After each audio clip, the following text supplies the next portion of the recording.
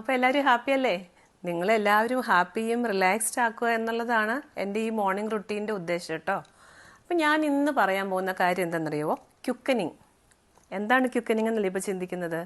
നിങ്ങൾ നിങ്ങളുടെ കുഞ്ഞിൻ്റെ അനക്കം ആദ്യമായിട്ട് ഫീൽ ചെയ്യുന്ന ആ ഒരു പ്രോസസ്സിനാണ് ക്യുക്കനിങ് എന്ന് പറയുന്നത്. ഇത് ആദ്യത്തെ പ്രഗ്നൻസി ആണോ രണ്ടാമത്തെ പ്രഗ്നൻസി ആണോ എന്നതിനൊക്കെ അനുസരിച്ച് സമയം മാറിക്കൊണ്ടിരിക്കുന്നു. സാധാരണഗതിയിൽ ഫസ്റ്റ് പ്രഗ്നൻസി ആണെങ്കിൽ ഏകദേശം 20 ആഴ്ചയാകും. ചിലപ്പോൾ അത് 20-22 വരെയൊക്കെ 23 വരെയൊക്കെ പോയെന്നിരിക്കാം. പക്ഷേ സെക്കൻഡ് പ്രഗ്നൻസി ആണെങ്കിൽ നിങ്ങൾ കുറച്ചും കൂടെ നേരത്തെ നിങ്ങൾക്ക് അനക്കറിയാൻ സാധിക്കും. അതായത് ഏകദേശം 16 ആഴ്ച മുതൽ നിങ്ങൾക്കൊരു പക്ഷേ അനക്കം അറിഞ്ഞേക്കാൻ പറ്റുമായിരിക്കാം. എന്നാൽ പോലും ടെൻഷൻ വേണ്ട. 18 19 ഈവൻ 20 വരെ ആയിക്കോട്ടെ, പേടിക്കേണ്ട കാര്യമില്ല. ഇനി ഇതിനെ നമ്മൾ എങ്ങനെയാണ് നിങ്ങൾ ഫീൽ ചെയ്യുക? ശരിക്കും പറഞ്ഞാൽ എനിക്കതിനെ ഡെമോൺസ്ട്രേറ്റ് ചെയ്യാനൊന്നും പറ്റത്തില്ല, കാരണം കുഞ്ഞ് നിങ്ങളുടെ വയറ്റിലല്ലേ കിടക്കണത്. പക്ഷേ എനിക്ക് പറയാൻ പറ്റും അതെങ്ങനെയായിരിക്കാം ആ ഫീലിംഗ് എന്ന്. ഉദാഹരണത്തിന് നിങ്ങളുടെ വയറ്റിൽ കുറച്ച് ചിത്രശലഭങ്ങൾ മൂവ് ചെയ്താൽ എങ്ങനെ ഇരിക്കും? അല്ലെങ്കിൽ ഒരു കുഞ്ഞു പക്ഷിയുടെ ചിറകടി ശബ്ദം അതെങ്ങനെ ഇരിക്കും?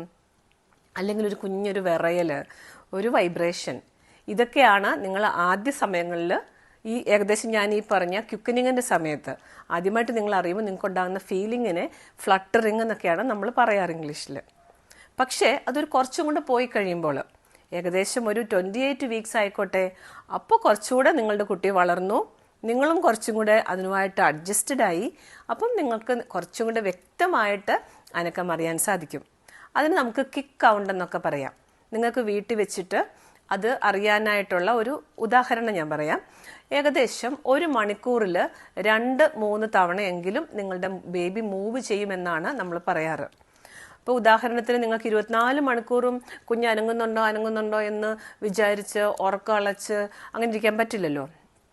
അപ്പോൾ അതുകൊണ്ട് നമുക്ക് രാവിലെ ഒരു ബ്രേക്ക്ഫാസ്റ്റിന് ശേഷം 1 മണിക്കൂർ, ഉച്ചയ്ക്ക് ഫുഡിന് ശേഷം 1 മണിക്കൂർ, വീണ്ടും രാത്രിക്ക് ഫുഡിന് ശേഷം 1 മണിക്കൂർ നിങ്ങൾ ഈ കാര്യം തന്നെ ശ്രദ്ധിക്കണം. ആ സമയത്ത് സീരിയൽ കാണാനോ വർത്താനം പറയാനോ ഒന്നും പോകരുത്, ഉറങ്ങാനും പോരുത്. ഈ ഒരു ടൈമിൽ നിങ്ങൾ കുട്ടി അനങ്ങുന്നുണ്ടോ എന്ന് ശ്രദ്ധിക്കുക.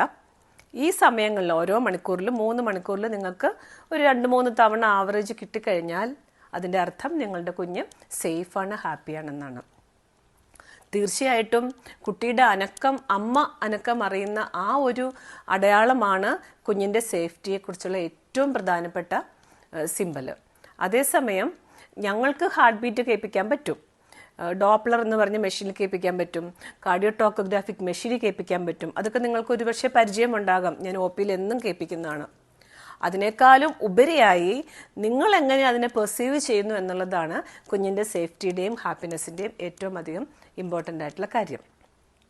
ഇനി ഏത് സമയത്താണ്? നിങ്ങളുടെ കുഞ്ഞിനും ഉറങ്ങണ്ടേ? അങ്ങനെ ഒരു സ്ലീപ്പ് സൈക്കിൾ ഉണ്ട് കുട്ടിക്ക്.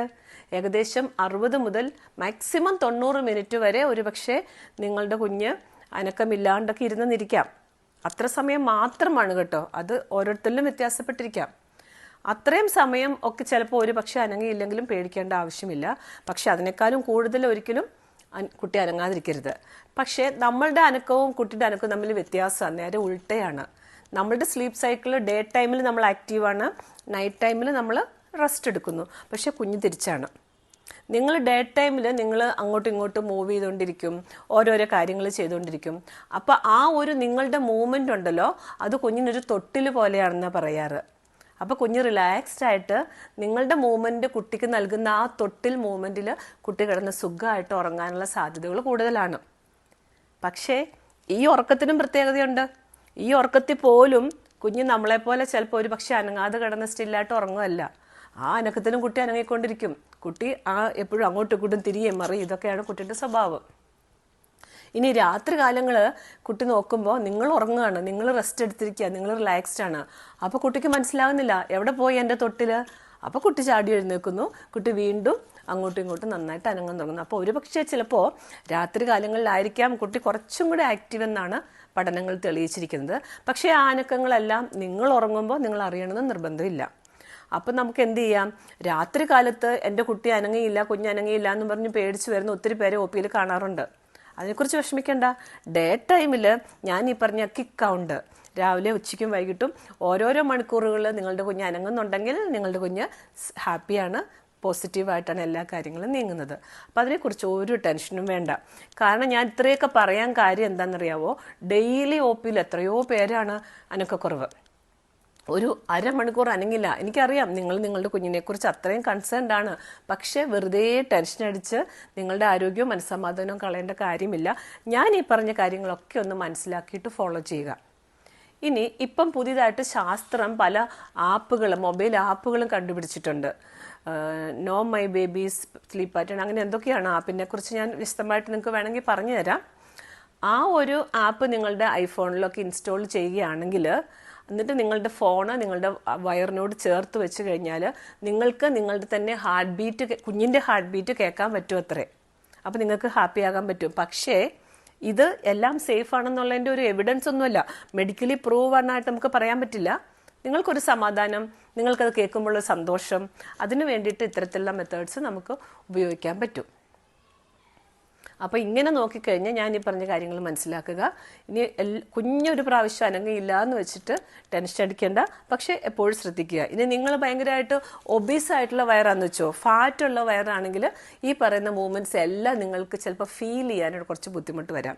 അതേസമയം നിങ്ങൾ വയറിൽ ഫാറ്റില്ലാത്ത തിന്നായിട്ടുള്ള സ്ലെൻഡർ ആയിട്ടുള്ള അബ്ഡോമൻ ആണെങ്കിൽ നിങ്ങൾക്ക് കുറച്ചും കൂടെ മൂവ്മെൻറ്റ്സ് ഫീൽ ചെയ്യാൻ പറ്റും. അപ്പോൾ ഓക്കെ.